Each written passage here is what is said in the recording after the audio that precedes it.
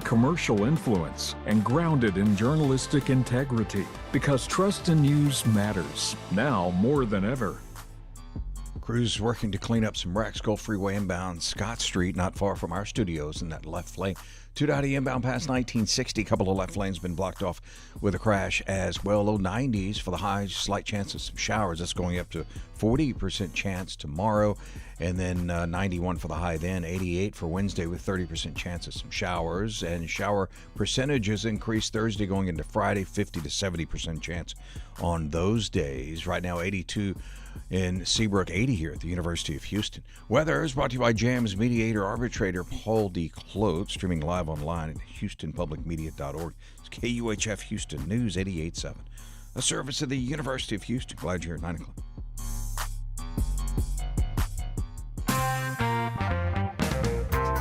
The Atlantic hurricane season's underway. I'm Craig Cohen. Today on Houston Matters, how the City of Houston and Harris County have prepared for the season and what you should remember to do. Houston Matters with Craig Cohen is a production of Houston Public Media with support from Baylor College of Medicine. Also this hour, from the start of hurricane season to impending World Cup traffic and beyond, there's probably something annoying you that you'd really like to get off your chest.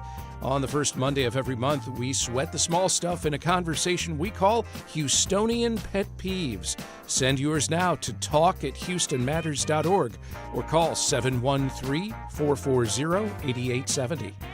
Plus, could the Astros be getting better? They've won 7 of their last 10.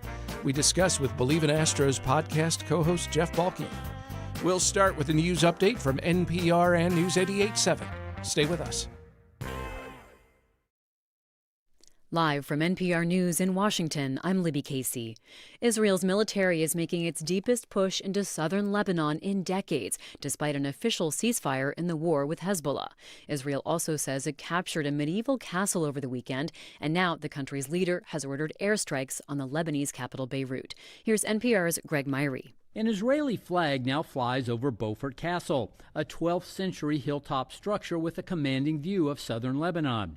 The Israelis say the militant group Hezbollah was using the area to fire on nearby northern Israel. Israeli troops keep expanding their ground operations. It now appears to be the largest such offensive since Israel withdrew from southern Lebanon back in 2000. Israel's Prime Minister Benjamin Netanyahu has also ordered the military to bomb Hezbollah strongholds in the southern suburbs of Beirut. Hezbollah is backed by Iran, which says any efforts to end the U.S.-Iran war must also include plans to stop the fighting in Lebanon. Greg Myrie, NPR News, Tel Aviv. Stocks opened mixed this morning as crude oil prices rose. NPR's Scott Horsley reports the Dow Jones Industrial Average slipped about 125 points in early trading. An exchange of attacks between the U.S. and Iran pushed crude oil prices up slightly. Retail gasoline prices continue to fall, however. AAA says the average price of regular gas is now $4.32 a gallon. That's down about 18 cents from a week ago. Former Federal Reserve Chairman Jerome Powell acknowledged that the central bank makes mistakes and sometimes has to change course, but Powell says the Fed acts only in response to its economic analysis, not political pressure. Powell spoke in Boston last night, where he accepted the Profile and Courage Award from the John F. Kennedy Library Foundation. Asian stocks were mostly up overnight, with indexes in Tokyo and Seoul closing at record highs. Scott Horsley, NPR News, Washington. The Atlantic hurricane season begins today. NPR's Julia Simon reports forecasters are predicting a below-average number of named storms. Last month, forecasters with the National Oceanic and Atmospheric Administration said they expected this year's Atlantic hurricane season to be relatively quiet. NOAA is predicting 3 to 6 hurricanes, while 7 is the average annual number. That's in large part because the El Niño weather pattern will likely emerge this year. El Niños typically increase the strong winds that can tear apart developing storms. But while the Atlantic region may catch a break this year, the Eastern Pacific could face more storms. And the Federal Emergency Management Agency is going into this hurricane season with far less staff. Julia Simon, NPR News. Congress returns to Washington today. Republicans are pushing funding for immigration enforcement, and Democrats are focused on President Trump's fund for people he says have been victimized by the U.S. government. This is NPR News. Support for NPR comes from NPR stations. Other contributors include Carnegie Corporation of New York, working to reduce political polarization through philanthropic support for education, democracy, and peace. More information at carnegie.org.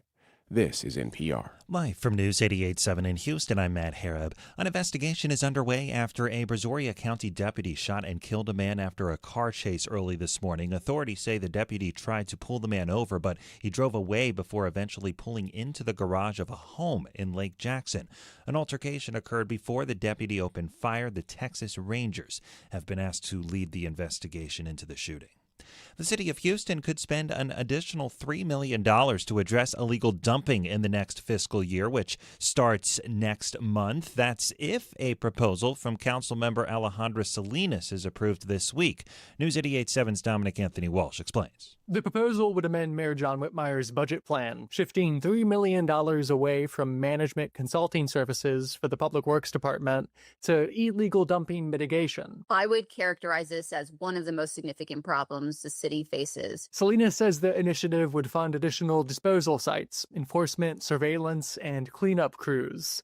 The push comes as the city's 311 center reports nearly 9,000 complaints about illegal dumping over the past 12 months. I think if you take a moment to go see it for yourself or look up the images, it's quite horrific. No Houstonian should have to live near such waste. The city council will consider budget amendments on Wednesday. Whitmire's office says he looks forward to the discussion. I'm Dominic Anthony Walsh, News 88.7. The Texas Rangers have launched a criminal investigation into a pair of Houston police officers who were accused of secretly placing GPS trackers on a suspect's vehicle without a warrant. Multiple outlets report that the investigation centers around potential crimes of official oppression and unlawful installation of a tracking device. Both officers initially denied involvement in the case. HPD has declined to comment on that ongoing investigation.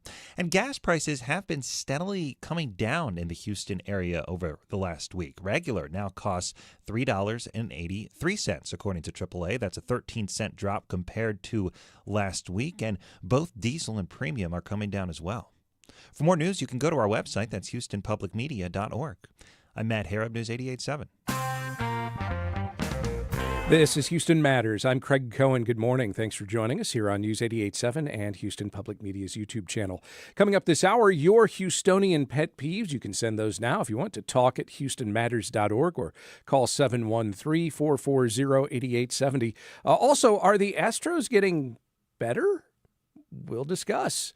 First, though, today marks the official start of the Atlantic hurricane season. And while we here at Houston Matters don't love to name drop, Harvey, like Beryl, Ike, others, they've all left more than a little anxiety in the minds of those living on the Gulf Coast. Forecasters are pointing to a less active season this year, but as we all know way too well, all it takes is one. Here to discuss preparations for the season are Brian Mason, Director of the City of Houston Office of Emergency Management, and Brian Murray, Deputy Emergency Management Coordinator for Harris County. Good morning to you both. Good morning. Brian Mason, let me start with you. What steps are taken each year in the City of Houston to get ready for hurricane season? There's a lot of general kind of preparedness things leading up as far as just hurricane exercises or exercises across the city, making sure the city departments are prepared with their COOP plans, their continuity of operation plans. And then hopefully a lot of the public's aware that the mayor, since he's gotten in, has had a big generator power resiliency program that we've been working on for a lot of our critical infrastructure, kind of our multi-service centers, community centers, or we call them resiliency hubs. So a lot of those little preparedness things leading up to to hurricane season. But, you know, for us, we just don't want to be prepared for hurricane season. It's, be prepared 365 days a year. So it's dusting off a few hurricane-specific things, but it's mainly just maintaining regular preparedness and being ready to respond. Yeah, I guess that's always the thing we need to reinforce is that we don't have to wait for a tropical storm to come bearing down on us. Remember the derecho a couple of years ago? Storms hit out of nowhere all the time. Brian Murray, what steps does Harris County take each year to prepare for the season? Yeah, it's very similar to what Brian Mason was talking about. We do a lot of the same things with our county departments, a lot of our partners in the unincorporated areas. But I think the most important thing is right now, today, is the only time of the entire year where we have almost everybody focused on the topic of preparedness. So really our job right now is to get the public to engage in that now. The very salient point that Brian made is preparedness is not a hurricane season thing. It's a 365-day a year. It's a lifestyle in Harris County. The number of risks and threats that we face is greater than almost any other large metropolitan area in the country. Therefore, you have to be ready all the time. You mentioned the derecho. That's a perfect example. It was a day with a severe weather forecast. Nowhere in there was there going to be straight line winds in that forecast, but yet that's what happened. So being ready for that, being ready to face what you can't predict is the most important thing for everyone who lives here. To that end, how much coordination do you all do with one another and with other counties within the greater Houston area? All the time. Like we joke around that we're on each other's Christmas card lists between me and Mark and Brian and my counterparts at the city, police and SO and fire department, fire marshal's office, public works, everybody. We all work together on a regular basis. And it does go beyond even just our partnership. It's the 13 county area that we're in. You know, we talk to the counties around us because, especially when it comes to something like evacuation, that's a serious coordination piece. So we need to know, what are your plans? What are you looking at in Colorado County? What are you looking at in Brazoria County? So we understand what needs they have, so where we either need to help them out or, ask them for help should that come to that. Brian Mason, historically, there's also been one other key partner in emergency management, and that is FEMA, Federal Emergency Management, which has undergone a lot of restructuring, staffing reductions, budget cuts under the current administration. Has that at all changed what you do and what you expect from the federal government should there be a major storm here? For us, we always say all responses begin and end locally. We're focusing on what we can control on a local level. We work very closely with TDEM, the Texas Division of Emergency Management. They do a lot of coordination with FEMA. But from our point of view, it's a lot of status quo. Try not to be focused too much on what's going on in Washington, D.C. We try to work on the things that we can control down here on a local level. Brian Murray, Hurricane Harvey hit 9 years ago this year. It's hard to You trying to age me there, Craig? Yeah. No, Harvey took care of that, right? Yeah, absolutely. Beryl was just 2 years ago. Two very different storms, different outcomes, different circumstances. Every storm is different, but have those experiences led to any particular changes in the response to future emergencies? Every single time we activate, whether it's for a car accident or a large storm, we're going to learn something from it. So absolutely, yes. I think Brian talked about the idea of resiliency that was really born of the winter storm in 2021. Everything we do, every disaster informs a decision for the next disaster, whether that's something we have to plan for or something we have to look at in terms of augmenting our response and recovery efforts. So absolutely, yes. Brian Mason, after Beryl, many area leaders were critical of the city for lack of outreach and coordination to large communities who don't speak English, those who lack transportation, who didn't get the message of what was coming, and then how to access resources afterwards. I remember millions without power for a long time. What has been done to address all of that? So there's a lot of different programs we both have. So obviously Alert Houston, or they have Ready Harris. It's an opportunity for people to sign up to get preparedness and information during the storm. There's also for our more vulnerable communities, there's the STEER registry, the State of Texas Emergency Assistance Registry. It's something you can go to either one of our websites and figure out how you can sign up and be a member of that. For City of Houston, we went through and we changed our website. Now translates into 14 languages. Before it was 6. So now we've increased some additional capacity on translation services. Just a wide variety, a lot of outreach events. They do them as well. We do hundreds of outreach events every year trying to get out to all the different communities, whether it's super neighborhoods or council member districts or just any event that people will allow us to come out and talk about preparedness and how we can assist them during an incident. Anything you'd add to that, Brian Murray? I'm going to say something that's a little bit unpopular. I think it's important that every single person listening to this, every single resident of this area understands that they have a responsibility here too. We can do all the outreach we want. We can do outreach to our blue in the face. We can put things in different languages. Ultimately, for every single one of us, we have a responsibility to put ourselves in a position to receive information and to be prepared. Those are things that Brian and I can't do for you. We can talk about it, but ultimately you have to choose to take action to help yourself and help your family.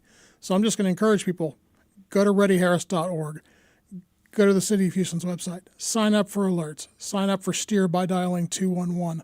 All of these things are relatively easy, do not take a lot of time, but you have to reach out and make that effort. If I may, so Kinder Institute did its study in 2025 through the University of Rice. And through their study, they found out only about a third of Houstonians are prepared if there's an incident. So just do basic math. 2.4 million people inside the city of Houston. That means there's 1.6 million, or 2/3 of the people are not prepared if we have an incident. So to echo what Brian was saying, please do your part and make sure, start today to make sure you're prepared in case something happens. You know, that population's going to increase by a few 100,000 this summer as Houston hosts World Cup matches. I'm curious how that may factor into your planning this summer at all. So as we're planning for World Cup, we've been planning for the last 2 years for that. We're really planning through the lens of how do we maintain our core services for all of our residents while we have the World Cup going on. We are factoring in, the communications. We've set up some additional ways for people to get World Cup specific messaging. We're factoring that into our potential evacuation plans if we have to do an evacuation.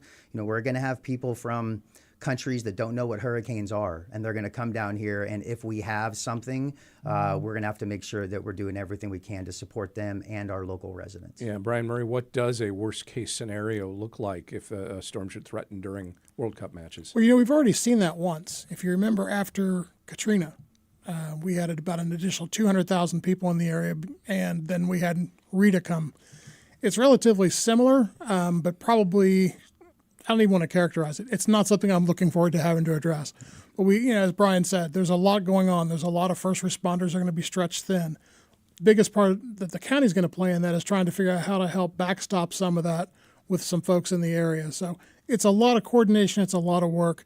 I'm really hoping it doesn't come to that for us. I'd like to have, a good 45 days of relatively calm weather.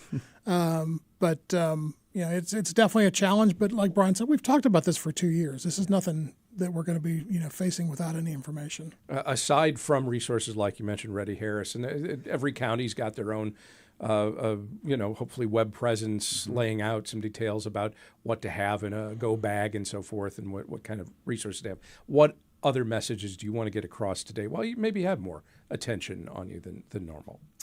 I think, at least from my point of view, is don't let perfect be the enemy of good, especially when it comes to having a kit. You don't have to go spend $1,000 this weekend and go buy a big, robust kit. Every time you go to the store, grab an extra pack of batteries, an extra jar of peanut butter, an extra can of chicken or tuna. Just slowly but surely build up that kit. I'm actually surprised when I go around and do outreach events. I ask people who knows whether or not they're in an evacuation zone, and a lot of people just don't have a plan, and they don't know whether or not they're in an evacuation zone. So we always talk about kind of the big four for us is have a plan, have a kit, make sure you're getting information from trusted resources. Just don't get on the internet and find some, crazy weather reports. And then I try to really focus on be a connected community. Get to know your neighbor. Connected communities are more resilient and they recover much faster than a fragmented community. Brian Mason is the director of the City of Houston Office of Emergency Management.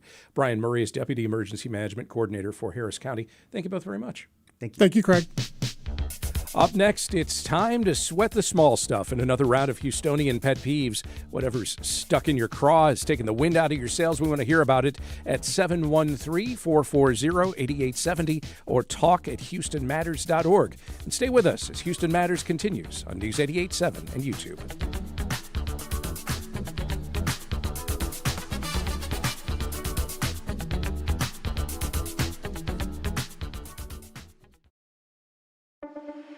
You live in a universe. You count on Houston Public Media. That's why you're here right now. Take the next step and become a new member today. Every gift makes a difference. And with a gift of $5 a month or more, you'll receive PBS Passport, a member benefit that lets you stream more of the shows you love anytime. It only takes a minute to make a big difference. Join as a new member today at houstonpublicmedia.org/donate or call 800-364-8300. Comes from listeners like you and from Baylor College of Medicine.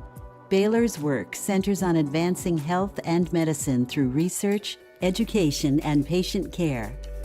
Support comes from Metro. World Cup planning includes transit improvements intended to serve Houston after the final match. Metro provides bus, rail, and paratransit service and continues mobility enhancements across the region. More at ridemetro.org/Metro Now. This is Houston Matters. I'm Craig Cohen.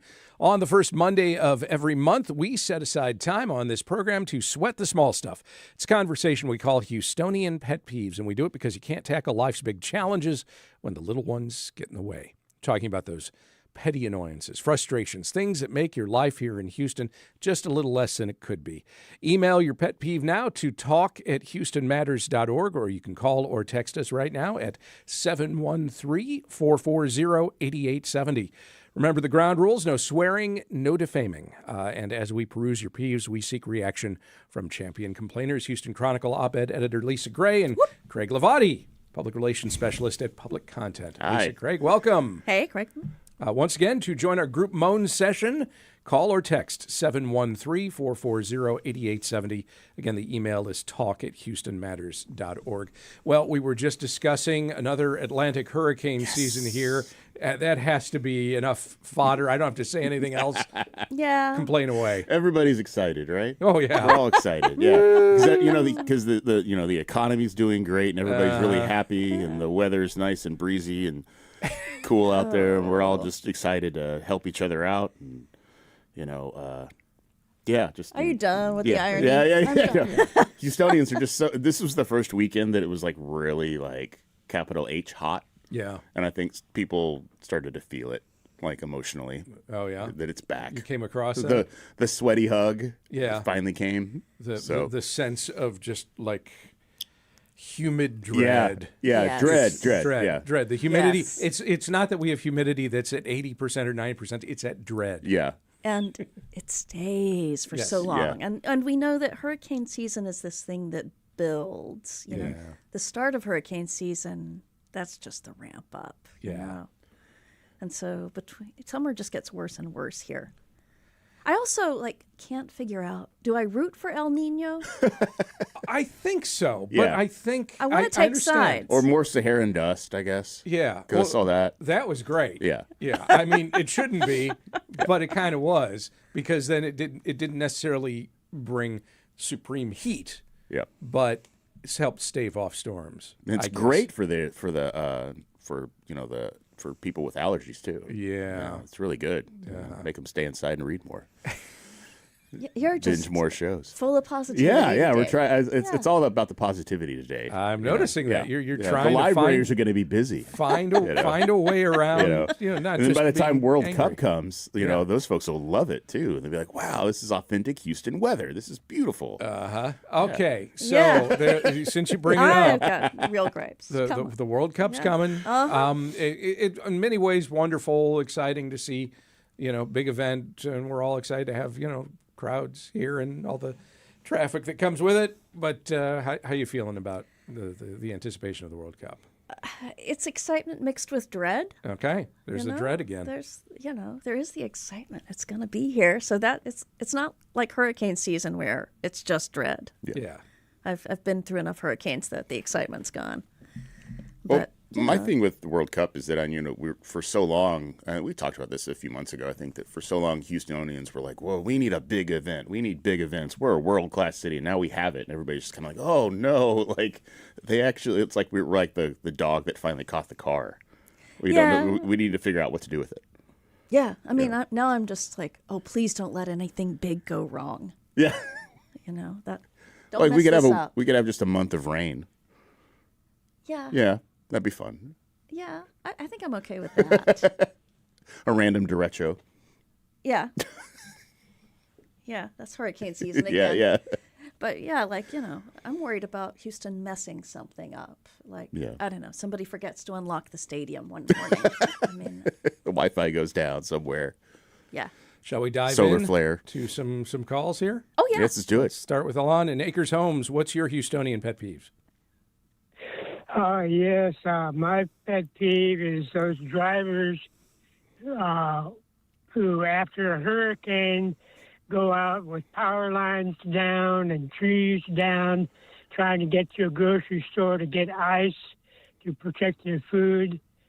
I have gone without a refrigerator for decades. My solution is go out and get a gallon jug of 9% acidity vinegar. If you wet certain foods with vinegar, it kills the bacteria, and the food will last several days more.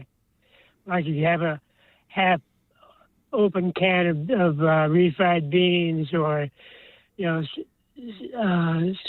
some foods, that you can put vinegar on, it'll kill the bacteria, and you don't have to go out and try to get ice to protect your food. All right. Well, appreciate the call on the peeve. We're already in survivor mode. Here's my problem. Yeah. My problem is this. One of my main pet peeves is vinegar. It's not fun for you? No, I don't care for vinegar in just about any context, even with Pickles? oil, even as a dressing. Well, okay, but yeah, even It's like he's talking about making quick pickles. he's basically saying pickling Although everything, pickle everything. Pickle Yeah. refried That's our beans solution. is not something I've had before. I would not have pickled refried beans myself, but to each their own. I will Some stick chef with in Houston right now is listening to that, and he's putting that on the menu, and that's going to be the next James Beard winning dish. I think I'll stick with burgers and fries. Signature Houston dish. Refrigerators and freezers. But I also understand the caller's point about folks rushing out as soon as possible after a storm passes. You got to wait and see just kind of where the damage is, and Also, just give it load a up your ice chest before the storm. Yes. While you can still get out. Do the whole fill the bathtub up with water kind of thing if you need prep. it. Yeah, there are plenty of options. Or leave town. Yeah. Yeah. If you can afford it. Well, I don't know how many people can afford that But then right who now. will be there to protect the vinegar? That's true. That's true. Thomas is in Montgomery County. Thomas, what's your Houstonian pet peeve? Well, some years ago when I was living in the New York area, I heard an ad for downstairs records. And I found it eventually, but it's not downstairs, it's upstairs. It's like 2 or 3 floors above the street. But I found it eventually. So anyway, down here, I heard an ad several months ago for a record store in the Woodlands. And nowhere in the ad did they tell us the address. They just said the Woodlands. Where in the Woodlands? Woodlands is spread out, and the Woodlands is not an address. I mean, the Woodlands were all fine. But I think all you're supposed to do, Thomas, is you just knock on a door. Yeah. You find a random door, you knock on. Where Do you is know it? where Where? this is? Yeah. This is close, and you just keep knocking on doors till you find Well, it. it's funny to his point, too. There are no cacti at Cactus Music. That's true. Okay, Main Street There's Theater. pictures, but there's no All right. Since we are talking about, a failure of advertising. No succulents at the record store. Here's my this may be my biggest peeve of the last month, which it should be an indication I'm living a good life. Mm-hmm. Green bananas that end up brown on the inside. That, my friends, is a lie. It's like somebody who's had a lot of cosmetic work. That is false advertising.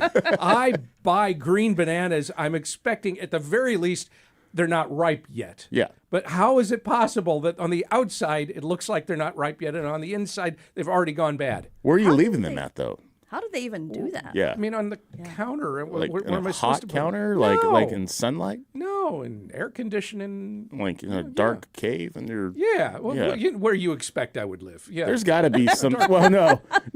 There's got to be what some... you're thinking, yeah. There's got to be some sort of scientific thing, like where you're storing them. It's the bat cave. I just didn't make a big deal about it. It's very frustrating. Yeah, I could see that. Okay. Brandon says the smell of vinegar makes me feel so weird. A man after your own heart. Yeah, I'm right there with you. Like a weird, how I want to know.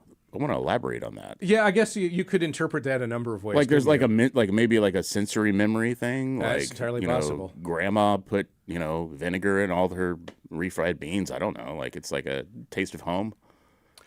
Brandon also writes, there seems to be more and more malfunctioning traffic lights across the Houston area and extending to areas like Sugar Land and Richmond. What the heck?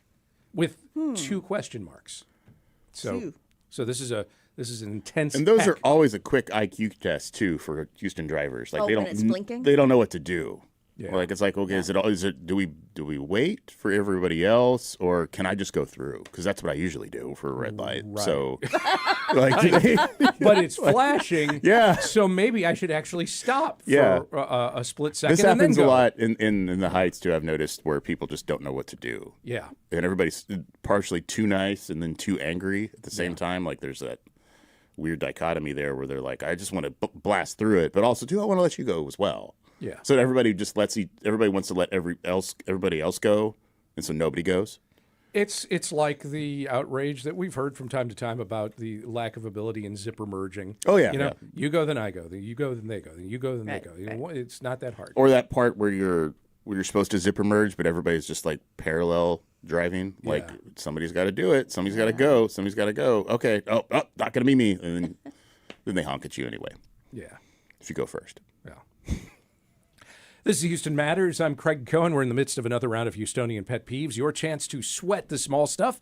You can vent at 713-440-8870 or talk at houstonmatters.org. Earl says, right after you said the banana comment, I peeled a barely ripening banana and there was a big dark brown spot in it. So it's not just me. There's got to be some sort of scientific thing. That's to a this. bruise, right? This is a conspiracy. Yeah. Call a professor at U of H. Figure this out. Well, we're going to work on Food that. science department. Yeah, I think we may need to halt all coverage of everything else for the next several months and get to the bottom of this particular thing. And then you'll be told to submerge your bananas in vinegar, Craig.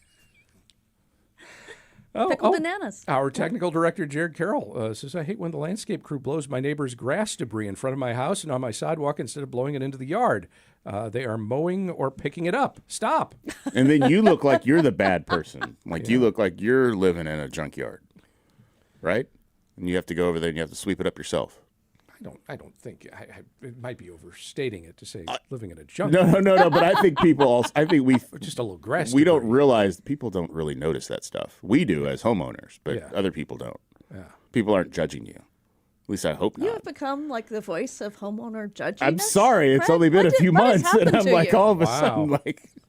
You live in a cul-de-sac in the Heights, and all of a sudden you become a... That was almost a bit of like a humble brag, wasn't it? It was kind of like, I own home. Well, look how respectable I have become. I live with 2 children and a wife. And You never needed to own a house to be a get-off-my-lawn guy. And you didn't now- actually need the lawn, but now you just happen to actually also have the lawn. Now I am that guy. Yeah. Yeah, You're there's an kind of always evolution that here. guy. Yeah.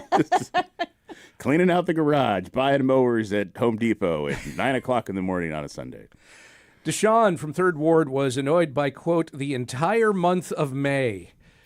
Yeah. Oh, boy. Yeah. Well, listen to this. Deshaun emailed us to share challenges, both large and small, ranging from a phone battery that suddenly stopped charging to waiting on a new credit card in the mail all month. Deshaun's microwave stopped working last week. And during a medical emergency, Deshaun had to wait, quote, forever to get help. Oh. Rough month all around, sounds like. Yeah. That's a bad month. Sorry to hear that, Deshaun. David writes, car backup cameras suck. Despite my caution and situational awareness, he writes, mine did not help me see the wall of a poorly lit parking garage that I backed into after sitting through a bad movie, which only compounded the volume and intensity of all my F-bombs. I am going to stop right there because there is more from David. Mm-hmm. But we're going to listen to it after the break. How about that? Oh. Because it's quite the little... What's wrong with backup cameras, man? Well, we're going to hear. We'll get there. We are fielding your Houstonian pet peeves. Call or text 713-440-8870 or email talk at houstonmatters.org. More of our group moan session and more of David's peeve is ahead as we continue with guests Lisa Gray and Craig Hlavaty as Houston Matters continues. Do you have the time to listen to me whine about nothing and everything all at once? I am one of those melodramatic fools, neurotic to the bone, no doubt about it.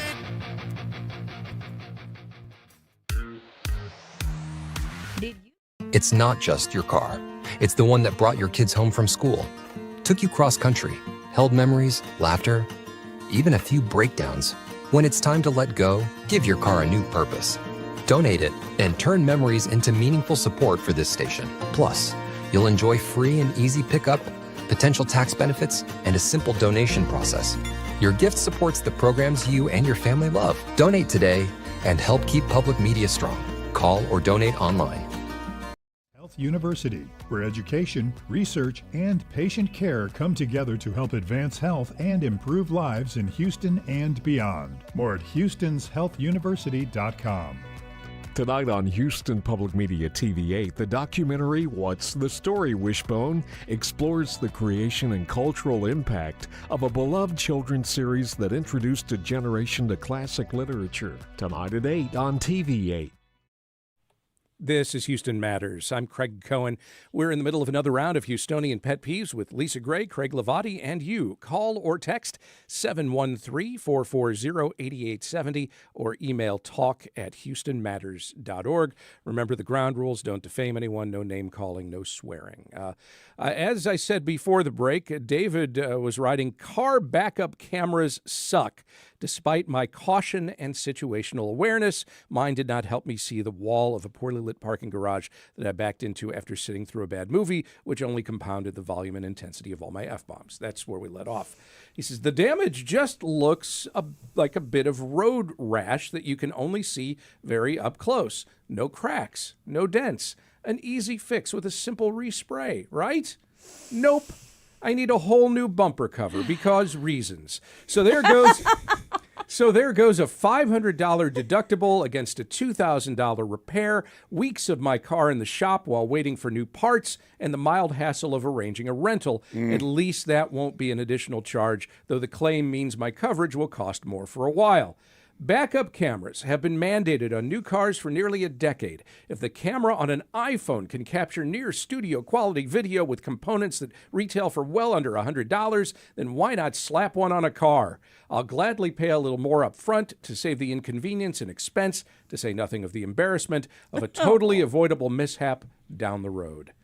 Oh, Your wow. thoughts? What movie was it? That's a good question. I was going to say Masters of the Universe because you seem very disappointed, but it's not out yet. Yeah. So we can't blame it on that unless you saw a preview or something. Yeah. That's what I would assume. Something with a lot of like crashes. Yeah. I mean, Mandalorian Grogu was pretty good. I liked it. It was but okay. I was also there with children, and I love Grogu. So. It was fine. I wouldn't have minded a few more human faces from Oh, time to there's too time. many monsters. Yeah, There's a lot of monsters. Well, also masks. Masks and monsters pretty much all throughout. It was a cute movie, though. It was fine. It was cute. It was kind of like... It would not lead you to... They wouldn't be this angry level of enough to anger. like... No, let's talk backup cameras. It's Okay. like, I really like mine. I probably depend on it too much. Yeah. I trust it too much. It's like so many of the tech things in my life. Yes. I have this like weird... I'm stroking my phone as I say this. It's this weird dependence on so many electronics. Like a Bond villain stroking his cat. cat. Right. You don't want to make your phone mad, and then it'll be like, oh, Yeah. so I'm just a piece of equipment, huh? Well, Yeah, but like... gonna overheat. Yeah, my current car doesn't have the back window visibility. Yeah. So I kind of have to depend on my camera. You know, I can't see as much if I turn around. How did we get by before backup cameras? I drove in the late 80s, early 90s. I drove this van that had, charitably a dozen blind spots. I had to put one of these little flexible, what do you call it, magnifying sheets on the back window of the van because there was only one portion of the window that you could actually see through. And that was how I could see behind me. Wow. Sort of. And now today, just the camera's right there. I had to drive an art car a few weeks ago for work, and it didn't have a backup camera, and it didn't have like onboard navigation, and I was completely lost. It's an art car. Yeah, like I was what like, you get used yeah, to. I was having to like look down at my phone and being really all dangerous and stuff, and like. So what? You were using your phone camera to back up? No, I had to like use I had to like look down at my phone and the cup holder to figure out where I was going, and then it was painted so you couldn't see out the back, and it was just like going back in time. Who needs time travel? Just drive an old car. Laura's peeve: people who walk behind cars that are already backing up. Oh, yeah, that's another. But that's issue. also where cameras come in handy. Like they do. HEB, sensors. You can see back there. The beeping sensor that tells you to hit the brake. Yeah. And hopefully you don't panic or the music's too loud and you're just like, oh, that's a cool part of the song. And, well, that's true. Well, yeah, my car will automatically brake if it thinks... Oh, wow. Yeah. It won't let me, if it thinks I'm going to like brush the trash can, it won't let me back. That's interesting, too, to think about how like car technology and in Houston is we need it so badly.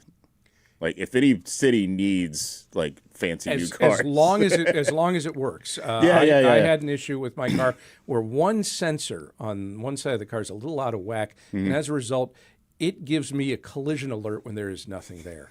And so I had to deselect the automatic braking for that reason, because it created a problem on the highway or early on after I bought the car. Suddenly it's slamming on the brakes for nothing, and all I can see is cars starting to come up behind me, and like, that's not a good look on the Katy freeway. No. So as long as all the sensors are in place and working properly, as long as it's all working properly, absolutely it's in great. such a car-centric city too, we depend on those little tech innovations in our cars too. As cars get old, as time marches on, and then things are like mandated, like the backup camera. Like, we need those things so much. But navigation. Like, my kids don't know how to fold a map back. I navigate places that I've been to 1,000 times just because it's like a habit now. Like, I'm like, you know how to get to work, Craig. Yeah. And I'm just like, oh, well, you never know. Like, I am still. The number turns red, and I'm like, oh, I'm going to be late. And, I plug in the navigation, even though I'm going to work, and it has made a difference because it's suggesting alternate routes around traffic jams that I don't see. Yeah. So, no, it's. I like how it says police car still there. Because there's always like somebody's like trying to like warn you, like, oh, there's the cop over there. Mine doesn't do that. Mine does too. Google Maps does that. Okay. And it'll say like debris in the road, and it goes, is it still there? It asks you a question, is it still there? Like, and like you have to look around too, so it's like you're doing this like crowdsourcing. Keeping you alert. Yeah. There's still time for your Houstonian pet peeve at 713-440-8870 or talk@houstonmatters.org. Josh says, my pet peeve, two-factor authentication. Oh, no kidding. You got to plug things in just to get anywhere. I don't mind when it texts me though, like just to like double check, and then it gives you like a 6-digit number, and then like if you have an iPhone, it just kind of like auto populates it. Yeah, but how many things do you really need to be able to read that one article, or to fill out that one form? I mean, if people can break in and get your credit card number, maybe you want it. Okay, right? People like me that use the same, password for every single thing. Craig, don't say that out loud. Oh, Craig. Craig! Come on, it's hard. It's hard to remember everything. His password is vinegar. Vinegar 89. Since we are talking about forms and online and all of that fun stuff, here's one of mine. Online reviews of everything. Yeah. Every single transaction that you could possibly have in the universe, for some reason, they need you to fill out a survey to tell you how well that purchase of a bottle of water went. Hold on after the call for a survey. You're like, no, I don't. Grief. But I mean, it's not just calls. It's not. It's texts. It's emails. If you're on a list somewhere. Yeah, you delivered the food. Congratulations. I'm not going to assign a numerical rating. We got you in a bad mood real quick. Right before this I was in a good started, mood. And what happened? Craig was like, "Oh, I'm happy. Yeah, I didn't do anything this weekend. I'm and then we're getting this into was it. roiling beneath the surface. Yeah. This has getting been, it out. This has been sitting there your for a month. segment today. Yeah, exactly. I love reading bad reviews of everything. Yeah, like if I like to read the most negative reviews of everything. Just to see what kind of people exist. Right. I was going to say, I find some morbid fascination are not at all helpful to me about whatever it is that they're reviewing, but are very insightful about the individual who's written the review. Yes. Like, and then I'll go and like, especially in Google, I'll go and I'll see all their other reviews, and they're always like all these 1 stars. Like, they looked at me wrong. Like the free coffee didn't. There was no creamer, and there was no creamer with the free coffee that they gave me at Discount Tire. Like things like that. Like I love, and it's just bitter people. Then there's like 1 5-star where it's like the women there are excellent. Oh. They're so amazing. Okay. Brenda was so helpful, but then it's just like, Kroger, they were out of brown bags. Like 1 star. I love, because you get an insight into just humanity that, otherwise. Yes, but I won't be writing any of those reviews, too, so stop asking me to. Okay, Phil's on the line. Phil, what's your Houstonian pet peeve? Well, you have an address you're looking for, you looked up this place or something, you go along, and a lot of the buildings don't have addresses, numbers on them, or maybe in a shopping center, you got 300 places and they don't have sweet numbers or anything like that. And it's like, where is this place? And I'm driving, trying to keep from having a wreck, and look for these numbers. Yeah. Absolutely. Thanks for the call. Appreciate it. Yeah. Especially, if I may, outlet malls. Outlet malls are doubly frustrating because they will put the logo of the store, the name, on a building somewhere in the complex that's, out on the outer edge of the parking lot. So you figure, okay, well, I'll park by that sign, and that means I will be close to that store. Nike's here, but where is it? I use my navigation app because it knows where in the mall things are. Yeah, that's true. I use it even walking inside a mall because I don't know how to navigate malls by myself. It's a good idea. That's something I should do. They do that at the grocery stores too, like on the grocery apps. Like it'll say like aisle L12 is, If on the other end, but it's also if those are updated, and sometimes a store closed months ago, and it just hasn't been and this updated. Is, again, my dependence on my technology, my phone. I think I prefer to Direct just me walk somewhere around that's aimlessly, That's better. get angrier and angrier. Yeah. It's good exercise, and and then you can kind of your body thinks you're exercising. Stick the elbows out, and people give you a wider berth as you're walking along. All the folks 1 star. Google was wrong. That's right. You can control that. Where's the online survey for this? Jennifer's from Clear Lake. She writes, my pet peeve is that the light pollution in Houston is so bad. I used to live in a rural area where the night sky details were so visible and the darkness blanketed the night. Here it feels like the night darkness never turns on because the night sky never has the opportunity to get dark. It's such a shame, and I was shocked when moving back to the area after living in a rural area. Amen. You can see planes coming in and out, and you can see, police helicopters and life flight, but you can't see anything else. Yeah, I mean, maybe the moon. Okay. Yeah, but not as many stars. No. I actually get fireflies in my yard. Oh, and wow. I am taking major measures to turn off all the lights at night. So people in my neighborhood who have lit up their houses like a gas station on the freeway, I just tremble. I've got to plant big bushes or something. Well, wasn't there was a mini controversy too that the city was starting to install different street lamps that were way too bright. People were bothered by that. Yeah. And yet I sometimes fall on the opposite side of that when it comes to highway driving at night because I come into work before it's light out, and there are some roadways, some highways where maybe it could be better lit. Yeah, one of the problems is if you put in a super bright light, anything that it's not directly lighting suddenly disappears. Fades and disappears. And so if you're putting brighter bulbs into poles that are spaced the old way, suddenly it's actually making it harder to see. Or perhaps a little bit better striping in the roads in the first place. Or we're all old. Oh, shush. Right? You homeowner and just complaining about your lawn. And just now I have just come up with another peeve. All old. We can't see better. We can't see good anymore. That's probably it. Jim asks, how many of us think that humans need to go to Mars? NASA says that it will take about a year or longer round trip. It seems to me a huge waste of resources. I understand that going back to the moon is good for many reasons, but let's be more realistic about Mars. It is a huge waste of money for which we don't have any to do this, in my opinion.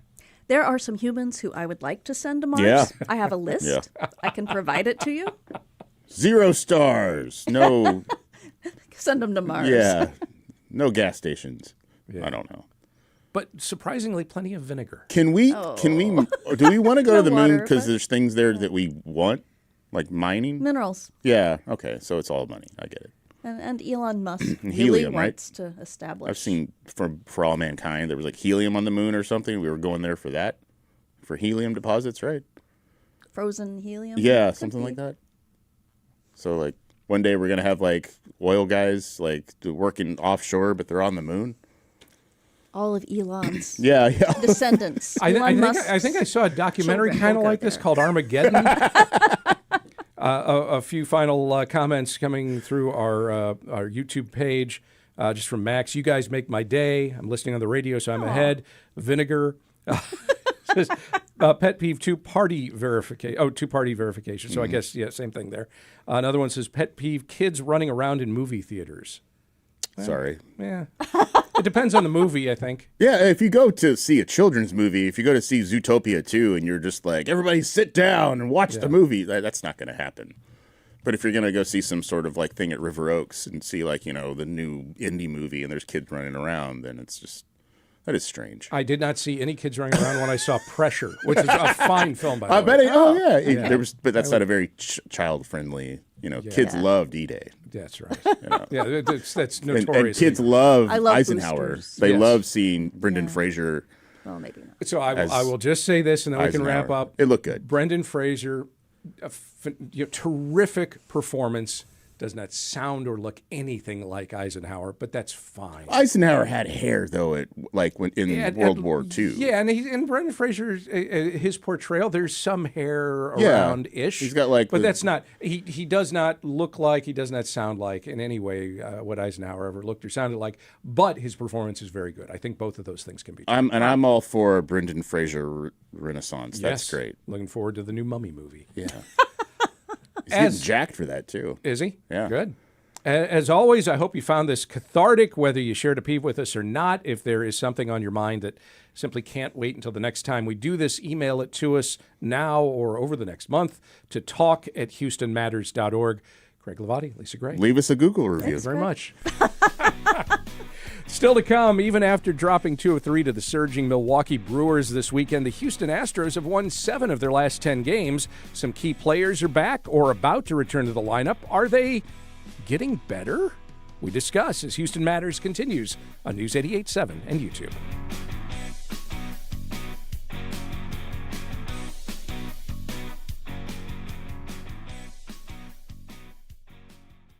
Support comes from Stages. We know you value Houston Public Media. That's why you're watching right now. So take the next step and become a new member of the station you rely on. Every gift makes a difference. And what matters most right now is supporting the station that brings you the news and information you rely on. It only takes a minute to make a big difference. So join as a new member today at houstonpublicmedia.org/donate or call 800-364-8300. Moving forward with more people back in the office, more visitors every week, and over $1 million grant dollars invested into small businesses and storefronts. More at downtownhouston.org. Join us for Hello Houston, weekdays from 11 a.m. to 1 p.m., taking a deep dive into the stories that matter to Houstonians, keeping you informed, engaged, and entertained, with a generous support from our founding sponsor, John Bradshaw. Can you lose a series and feel like you've won? Maybe the Astros should feel that way after dropping 2 of 3 to the Milwaukee Brewers over the weekend. The Astros actually outscored Milwaukee 13-9. That's a Brewers team that is 17-5 in its last 22 games, and it came after the Astros took 3 of 4 from the Texas Rangers and then swept a 3-game set against the Chicago Cubs. However, they're still well below 500, closer to last place than first place in a very mediocre AL West. So how should we assess these Astros, who still have just over 100 games to play? Let's ask Bleav in Astros podcast co-host Jeff Balke. Hi, Jeff. Good morning, Craig. In all, the Astros have won 7 of their last 10. Jeremy Pena's back. He's raking. Josh Hader and Jose Altuve are expected back soon. Tetsuya Imai's found his groove on the mound. Have you seen enough to say at least that the Astros are maybe getting better? Yeah, I think they actually are getting better, mainly because their pitching is getting better. There's been, I think, what we would think of as somewhat of a regression to the mean. We've seen their pitching was really, really historically bad, and we're starting to see it come back to where it's, not great, but better than it has been. And any improvement on that is going to be a big deal. And I think a lot of that has come from the fact that they've gotten deeper into games with their starting pitching. Really, look, let's be clear. Spencer Arrighetti and Peter Lambert have really helped protect this team. Kai-Wei Tang also. These are guys who have pitched 5, 6, 7 innings when they come in. It saves the bullpen. The bullpen was just getting annihilated early in the season. They were throwing too many innings. Now you've got Tetsuya Imai, who seemingly kind of turned it around a little bit and figured out what he's doing. Hunter Brown he's already throwing rehab starts, so he should be back pretty soon. It will make them just so much more competitive on the whole if they can pitch. And let's be fair, they're still hitting the ball pretty well. And anything they can do to do that, like you said, in a very mediocre AL West, will make them competitive. Yeah, Mai followed up taking part in a combined no-hitter last week with another strong start Sunday, giving up just 2 runs in 6 innings. Yeah. Unfortunately, the Brewers countered with fireballer Jacob Misiorowski, who routinely hits triple digits and threw 7 shutout innings. No one was beating him on Sunday, and hardly anybody's been able to beat him all year. Right. I mean, his ERA, I saw the other day, his ERA in the last, I forget how many games, is like a .78. He's one of the best pitchers in baseball, one of the hottest pitchers in baseball. There's no crime in getting shut out by that guy. I mean, it was a 2-0 game. I think one of the things that I was thinking about this weekend and watching this series is that this feels like normal Astros baseball. Yeah, they lost the series, and that stinks, but overall, this feels like a competitive team. This feels like a team that's playing within their skill set and being competitive. I looked it up, and they actually were above 500 in the month of May. Yeah, and I think that's when you look at that and you're like, okay, they lost a series to the Brewers, but you don't really fault them on that because really they split 2 games, and then they got burned by a really, really hot pitcher. But they come off of a sweep of the Rangers, 4-game sweep of the Rangers, which was a huge thing for the division. So they are improving. They are improving. There are still some tentative issues with this team. There's still some holes in how they, are sort of going to hold this whole thing together. They've obviously got to stay healthy. They have to figure out what they're going to do with Brian Abreu, who still is struggling. So they have some issues that they still need to work out.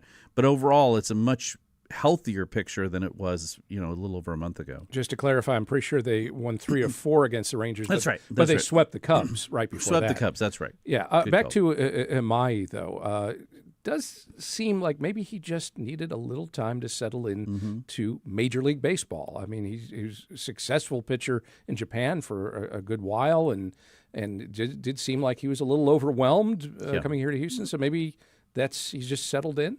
I think that's possible. I also think there were some issues, I think, with what he was throwing. Part of it is getting into players that come and play for the Astros, pitchers in particular. The Astros handle pitchers differently than there's probably 4 or 5 teams in baseball that handle pitchers the way the Astros do. The Rays do, the Dodgers, Guardians, a few others. And what that basically is they really lean into the analytics on what they're pitching. They lean into, this is your best pitch, just keep throwing it, right? They want you to be able to throw pitches that are ideal for what you do. They want to sort of minimize the damage of pitches that you aren't good with.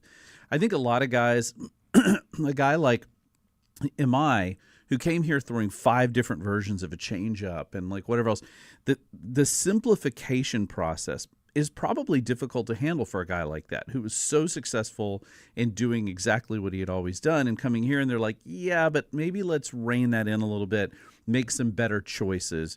And I think it just, it takes a guy some time to figure that out. I definitely think there were some mental hurdles for him here just culturally, as well as playing this particular brand of baseball, which is very different from what he played in Japan. But yeah, he's certainly coming around. He's looked much, much better in his last 3 outings, and I think that's going to be nothing but good for the Astros going forward. How close are they to Hader and Altuve returning? The report on Altuve is surprising. Now, it took 6 weeks to get Jake Myers back from the oblique.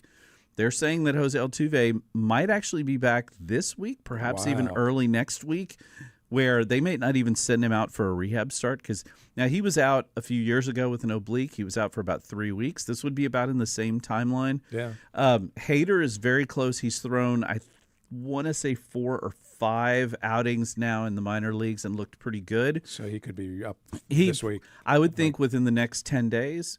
Same thing with with Brown as well. I think he's pretty close. Maybe another 2 weeks. They're targeting sort of mid-June for him. So reinforcements coming. Maybe they can be even a little bit better than slightly above 500 Let's hope so. here in June.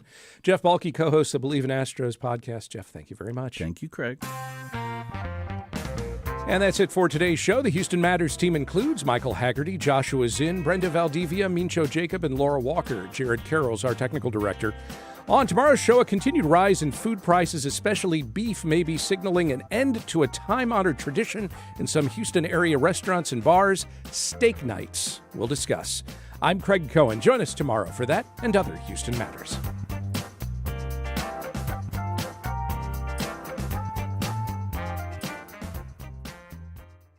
Support for Houston Public Media comes from listeners like you and from Baylor College of Medicine. Baylor's work centers on advancing health and medicine through research, education, and patient care. Support for Houston